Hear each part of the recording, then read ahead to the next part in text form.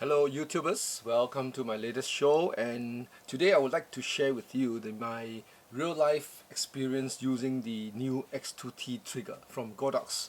As many of you know, Godox has taken the photographic world by storm, and because it has a multi-platform usability, which means you can use lights from one brand of camera systems onto the other camera brands that you may be using, because it is regardless of what protocol, every trigger that you buy is able to use and adapt to different lights that you may have from Godox.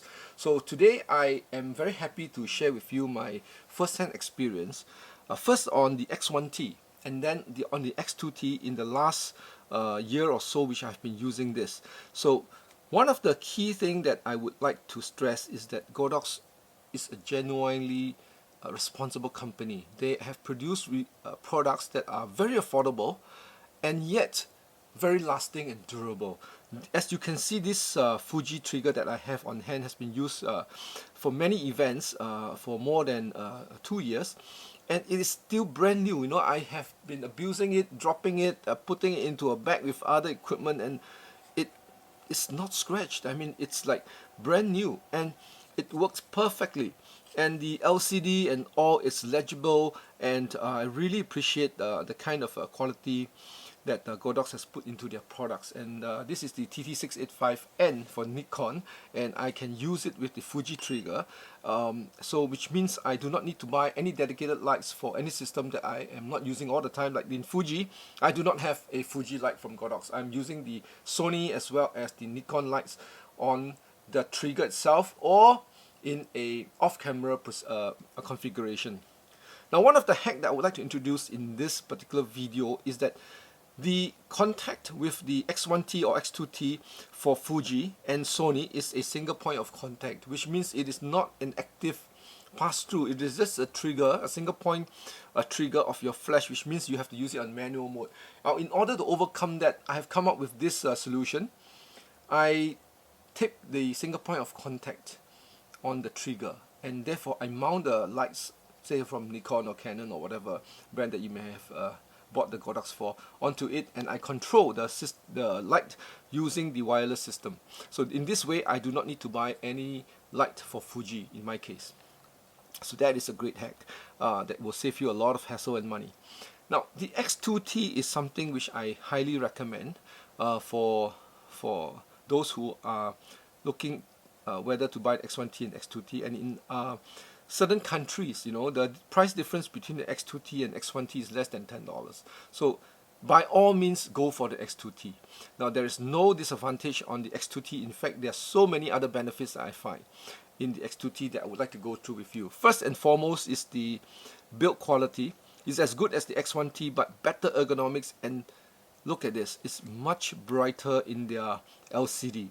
Now, this I truly appreciate, because when I shoot outside on location, I need this kind of brightness to see the lights.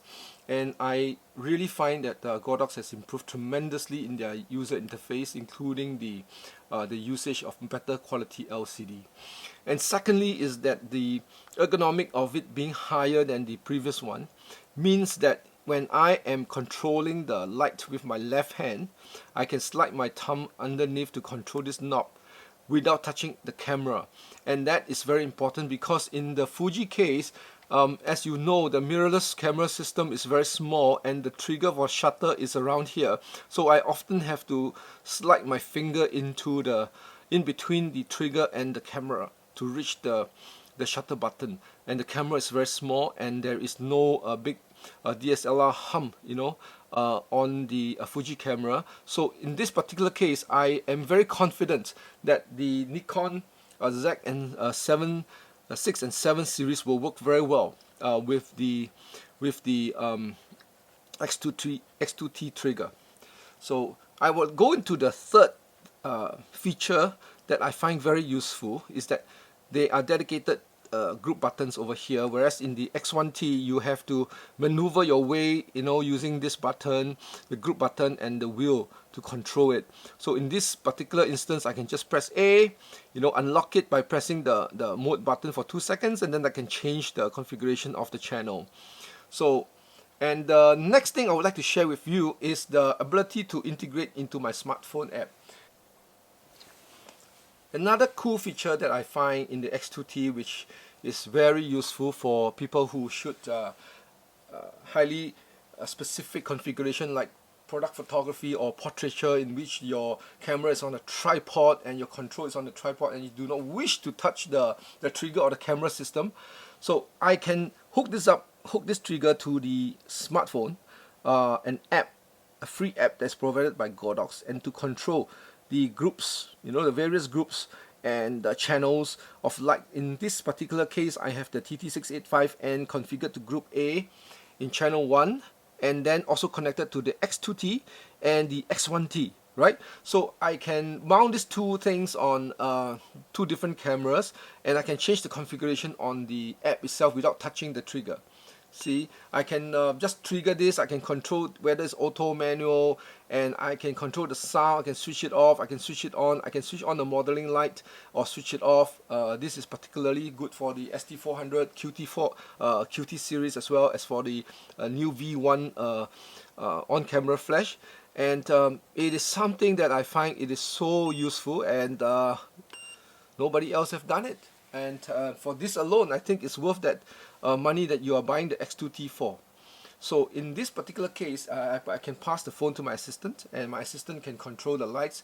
So I would just focus on the camera, and I would not be able to I would not have to touch any control on the trigger, and the person that's using the app to help me will be able to control according to my direction.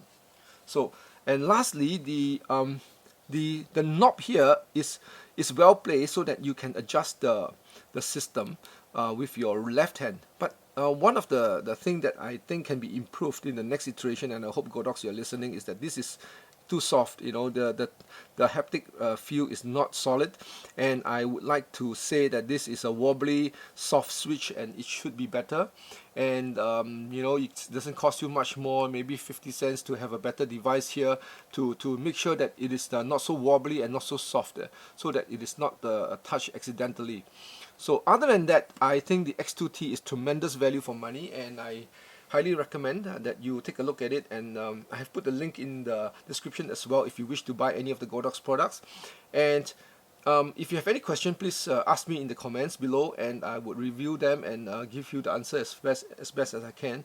And just want to sum up that in my experience working with the X1T and X2T, both are equally workable, but I love the new features of usability, of the app integration, of the brighter LCD, and overcome all the weakness of the original design, and I like the X2T model compared to the X Pro, because in events I would put the light on top of over here. It's an active pass-through, and I can switch off all the off-camera lights and just use this when I'm far away from the setup, that perhaps the backdrop and all that. So it is highly useful, the X2T, and I think Godox did the right thing in coming up with a better version of the X1T. And the difference between this and the X Pro would be the TCM module, which I would feature, which I would really like. Perhaps they would include it in the X3T. And the TCM feature will allow me to actually lock in the configuration from a TTL shoot onto the system without variations between shots. So meanwhile, this is my experience using it, and I'm very happy with it. If you have any questions, leave it in the comment, and give me a like and subscribe to the channel so that you have a constant alert on the new products that I'm showing and reviewing of my workflow and processes in photography and videography. Thank you.